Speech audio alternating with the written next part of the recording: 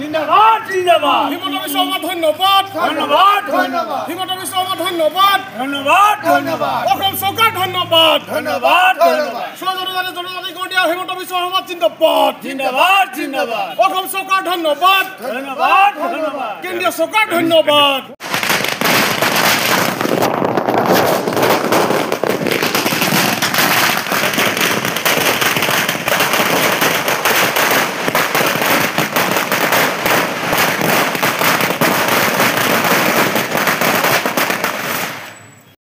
ছাত্ৰ সন্থাৰ লগতে 6 জনগোষ্ঠীৰ যে জনজাতিকৰণৰ দাবী এটা দীৰ্ঘদিনৰ দাবী আছিল আৰু হয়তো শেষত আমি আচলতে অসমৰ বিধানসভা সন্মানীয় আমাৰ মুখ্যমন্ত্ৰী ডক্টৰ হিমন্ত বিশ্ব শৰ্মা ডাঙৰীয়াক আমি ধন্যবাদ জ্ঞাপন কৰিব বিচাৰিছোঁ। তেওঁলোকে ইতিমধ্যে মন্ত্ৰীগোটৰ যিটো প্ৰতিবেদন তেওঁলোকে নিজৰ বিধানসভাত দাখিল কৰিছে আৰু দাখিল কৰি এটা কথা আচলতে বুজাই দিছে যে তেওঁলোকৰ 6 জনজাতিকৰণৰ দাবীটোৰ ওপৰত তেওঁলোকৰ যে সদিচ্ছা আছে তেওঁলোকৰ যে সমৰ্থন আছে সেই কথা প্ৰকাশ কৰিবলৈ প্ৰথমে মই ধন্যবাদ জ্ঞাপন কৰিছোঁ। আৰু ইতিমধ্যে অসমৰ বিধানসভাত 6 জনগোষ্ঠী জনজাতিকৰণৰ দাবীটো উত্থাপন হৈছে, বিধেয়ক দাখিল হৈছে, মন্ত্ৰীগোটৰ প্ৰতিবেদন দাখিল হৈছে আৰু সেই প্ৰতিবেদন তেওঁলোকে ইতিমধ্যে লোকসভাৰ যে 1 তাৰিখৰ পৰা ডিচেম্বৰৰ যি তেওঁলোকে শীতকালীন অধিৱেশন হ'ব তাত দাখিল কৰিব। গতিকে আমি আশাবাদী আৰু এটা কথা আমি ক'ব বিচাৰিছোঁ যে সদৌ তাহিম ছাত্ৰ সন্থাই যি দীৰ্ঘদিনীয়া আন্দোলন কৰি আছে তাহিম ছাত্ৰ সন্থাৰ লগতে 5টা অন্যান্য জনগোষ্ঠীৰ নেতাসকলে তেওঁলোকৰ সংগঠনসকলে ৰাইজসকলে তেওঁলোকে মনৰ পুঞ্জীভূত বহিঃপ্ৰকাশ কৰিবলৈ যি প্ৰতিবাদ কৰি আহিছে প্ৰতিবাদৰ স্বীকৃতি প্ৰদান কৰিছে তাৰ প্ৰথমতে মই হিমন্ত বিশ্ব ডাঙৰীয়াক ধন্যবাদ জ্ঞাপন কৰিব বিচাৰিছোঁ।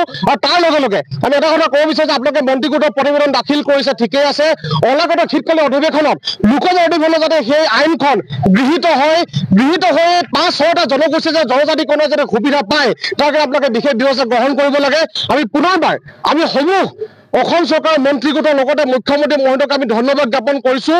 আৰু তাৰ লগে লগে আমি এটা কথা তাৰ লগত জনাই দিছোঁ যে বৰ্তমানে থকা যিসমূহ জনজাতি আছে তেওঁলোকৰ যাতে হানি বিঘনি নঘটাকৈ আমি অসমখনত যাতে ভাতৃত্ববোধৰ পৰিৱেশত জীয়াই থাকিব পাৰোঁ তেনেকুৱা এটা পৰিৱেশ ৰচনা কৰাৰ বাবে বিনম্ৰতাৰে মই অনুৰোধ জনাইছোঁ। আচলতে চাওক আমাৰ নিজৰ জনগোষ্ঠীটোৰ আত্মনিয়ন্ত্ৰণৰ ভৱিষ্যতৰ বাবে স্বাভিমান প্ৰতিষ্ঠাৰ বাবে আত্মপ্ৰতিষ্ঠানৰ বাবে যুঁজাৰ অধিকাৰ সকলোৰে আছে। আমিও যুঁজিছোঁ তেওঁলোকে যুঁজিছে, কিন্তু এটা কথা ক'ব বিচাৰিছোঁ যে আমি নহৰুটো লৈ আমি যে চাওঁ সেই নহৰুটো মুঠিত থকা যিদৰে আমি একেলগে থাকিব লাগিব। আমি সকলো আমি ভাতৃ আমি সহোদৰ, আমি কোনো বেলেগ নহয়, আমাৰ তেজ একে আমাৰ মঙহ একে, আমাৰ এটাই চিনাকি অসমীয়া। গতিকে সেই চিনাকি সদায় আগত ৰাখি আমি আগুৱাই থাকিব লাগিব। গতিকে প্ৰত্যেক জনগোষ্ঠী জনজাতিৰ আচলতে আত্মনিয়ন্ত্ৰণ স্বাভিমান প্ৰতিষ্ঠাৰ অধিকাৰ আছে। সেই অধিকাৰ প্ৰতিষ্ঠাৰ ক্ষেত্ৰত যাতে তেওঁলোকে কোনো হানি বিঘিনি নথকাই মই পুনৰবাৰ প্ৰতিটো ভাতৃ যিমান আমাৰ জনগোষ্ঠী আছে আমি সকলোকে জনজাতি আছে আমি অনুৰোধ জনাইছোঁ যে আপোনালোকেও জীয়াই থাকিব লাগিব, আমিও জীয়াই থাকিব লাগিব, আপোনালোকে সপোন দেখিব লাগিব, আমিও সপোন দেখিব লাগিব।